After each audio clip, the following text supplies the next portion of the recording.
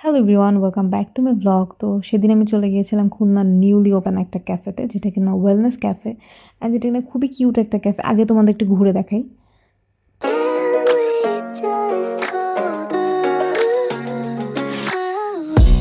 कैसे कहूँ मैं तुमसा कोई ना है, मैं तेरे आसपास रहूं दिल भी ना है, जज्बात मेरे सभी तू ही जाने, जितना भी देखूं दिल भर ना पाए, कैसा समा है।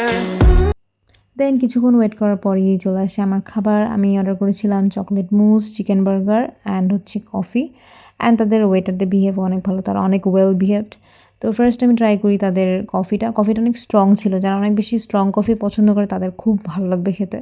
দেন আমি ট্রাই করি তাদের চকলেট মুসটা, যেটা কিনা আমার কাছে খুবই ইয়াম্মি লাগছে, একদমই খুব একটা মজার একটা চকলেট।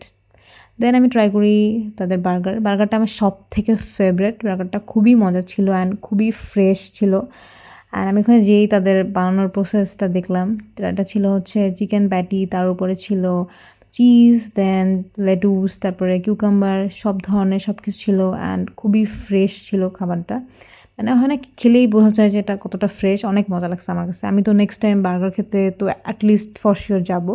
অ্যান্ড এটার লোকেশন হচ্ছে খুলনা ল্যাবেইট ক্লিনিকের একদমই পাশে, একদমই ফার্স্ট ফ্লোরে। অ্যান্ড আশা করি আপনারা ভিজিট করে দেখবেন আর আপনাদেরও ভালো লাগবে। অ্যান্ড শেষ, টাটা, আল্লাহ হাফেজ।